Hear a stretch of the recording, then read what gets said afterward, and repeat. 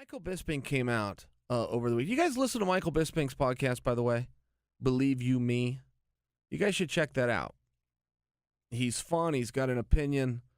He never misses, and he's usually got some pretty good guests on there. But Michael Bisping brought up a point, and he said, you know, and I'm not crazy about the way that I'm seeing Conor McGregor train. I'm paraphrasing it, but he said, you know, I'm not crazy about the way I'm seeing him train. Where are the high-level wrestlers? How come he doesn't have the high-level wrestlers in there? So let's break this down because I have an opinion on that. And I actually don't know who Conor is training with.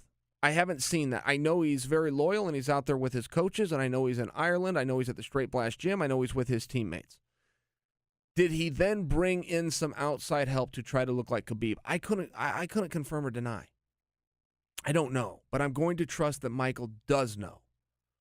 He and Conor are a lot closer than Conor and I are. And they even have the same management. So I'm going to trust that Bisping knows. And I do recall when Conor was having his troubles with Nate Diaz, he brought in Dylan Dennis specifically to give him that look. I haven't heard of anything like this or some wrestler that has gone out there. I just haven't heard of that. So let's assume that that's accurate information and that Conor did not bring in any wrestlers. There's two sides to that coin, and the first is the one that Michael Bisping is offering, which is if you're getting ready to take on a wrestler who's got a couple of big takedowns, particularly and almost exclusively a single leg and or a body lock, you should be working on wrestlers on your single leg defense and your body lock defense. Okay, that's the first argument, and that would be the general school of thought. And I'm not forming my opinion on where I'm at with this. But let me offer you guys the other side. One thing you do not want to do in training camp is get your ass kicked every day. And it does not matter if you're getting your ass kicked at your weakness that is likely to be exploited because of the skills of your upcoming opponent. It does not matter what the reason is. It is extremely important in training camp that you are not getting your ass kicked every day. There are times when I would take that statement back. I'm talking about training camp, which is generally an exclusive 8 weeks prior to the fight. Some guys will go as many as 10, and some guys will go as short as 6 to 6.5 weeks. The reason I point that out is take a guy like me. I go to practice every single day, twice a day, no matter what. But I will admit to you, my effort is different. My output is different. I might talk to the guys a little bit more. I'm a little bit tired. I might sit this one out. You know what? I could use a drink of water. And then you narrow in on what is training camp, where the intensity goes up and the breaks go down and the sips of water in between rounds go away. But that is also a great time to learn and skill build. Those are the times it's really good to try something new, put yourself in uncomfortable positions. And whenever you're preparing for a competition, you've got to have three things with your workout partners.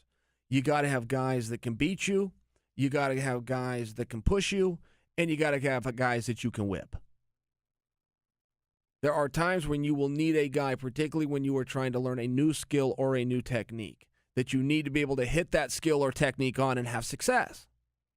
And then you'll have the guys that are going to offer you some defense there. Maybe sometimes you get it and sometimes you don't. And then you're going to have some other guys that are going to shut you down. But that is what you need. And maybe that's a bigger guy. Maybe it's a more experienced guy. Maybe you jump into a field that you don't really know. But you've got to have all three. When you're in a training camp, you don't want just one of those. And you definitely don't want it to be the guy that just whips you. You have to go home with a level of confidence each day. No matter how hard you worked or how hard you pushed, you have to go home with a level of confidence. I don't believe if you just brought a wrestler in that somebody's going to just take Conor down and hold him there. I think that Conor is a good enough of an athlete and certainly of a fighter to deal with that. I would just offer to you, when you are bringing those guys in, it can give you a very false sense of security or a false sense of insecurity. And as the fight starts to loom and be right around the corner, you have to be very careful. You have to really be careful of what you let in your bubble. Sometimes things will happen and you'll deny them. to yourself. You don't let them in your bubble. I got held down today. My effort sucked. Block that out. Block it out. Got to be really careful. The mental side of it is very big, and I think whenever you're talking about somebody like Conor McGregor, who is very mentally tough, aside from every other skill he has, the one thing that Conor never gets credit for, and I don't know how, is the ice running through his veins. To watch that guy deal with pressure and then go out there and perform. And that's the big thing that you want as an athlete. That is what's going to allow you to be able to live with your career when it's over. And I can tell you, when I look back at the regrets that I have in my own career, it was never about the outcome. Ever. It was about the performance. Did I perform to the best of my abilities, or did something get in the way? A fear and anxiety,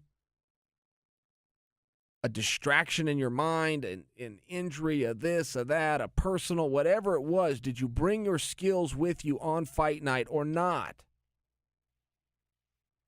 This may surprise you guys to hear. Sometimes the answer is no, I did not, and you still won. Those are not the performances you look back on with a lot of pride. And there are other times when you will lose the competition but go home with tremendous pride because you performed. You brought your skills, and Conor is very consistent, and I think he deserves credit for that. A fine example was the night he fought Eddie Alvarez. First time at MSG, the largest gate in mixed martial arts history.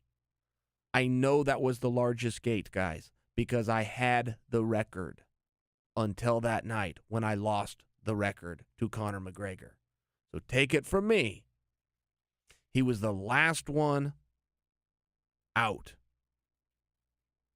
I realize that Eddie walked second. I don't want to hear it. But he was the last one out. He was the main event. He's closing the night, and the arena was there to see him. And he walked out there as calm and cool as can be. And he did the same thing with Floyd Mayweather, and there's something to be said for that.